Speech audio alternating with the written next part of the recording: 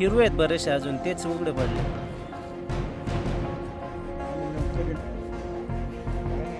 नंतर फोन करतो.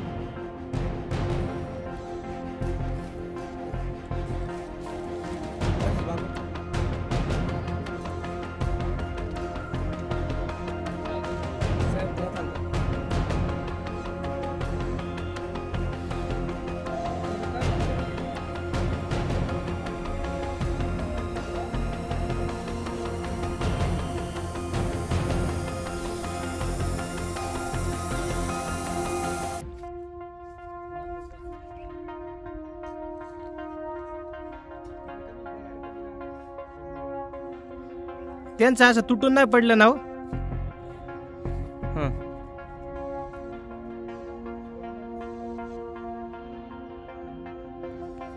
उत्तर पुणे जिल्ह्याला अवकाळी पावसाने अक्षरशः झोडपलं आहे. उत्तर पुणे जिल्ह्यातील खेड, आंबेगाव, जुन्नर व शिरूर या भागातील अनेक शेतकऱ्यांचं अवकाळी पावसामुळे नुकसान झालं आहे.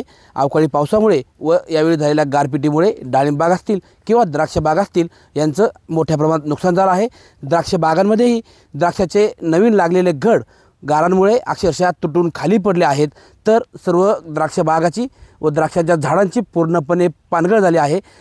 जे घड द्राक्ष बागांना शिल्लक आहेत त्या घडांनाही या ठिकाणी गारांचा मार लागल्याने ते घडसुद्धा काळे पडले आहेत.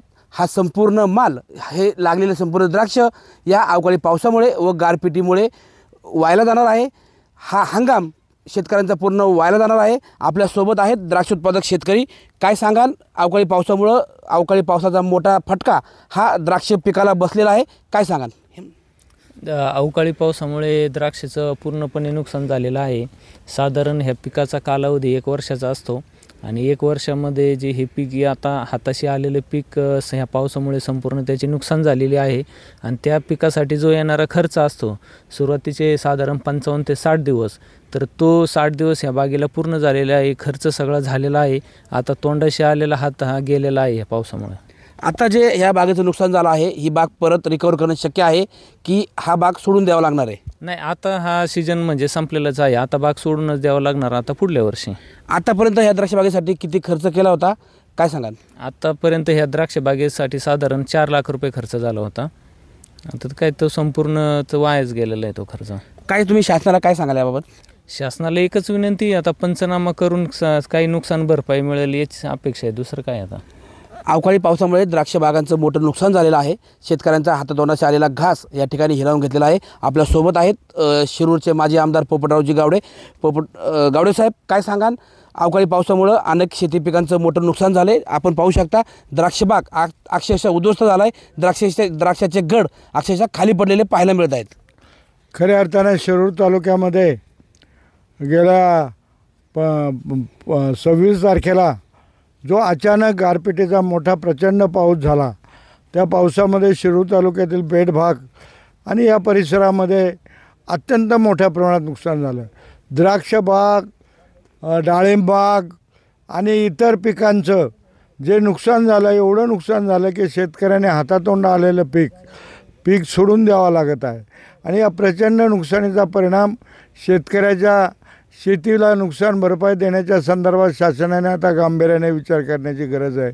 कारण हा शिरूर तालुक्याचा जवळजवळ 10-25 गावाचा परिसर इतका झोडपलेला आहे की झाडाला पान राहिले नाही.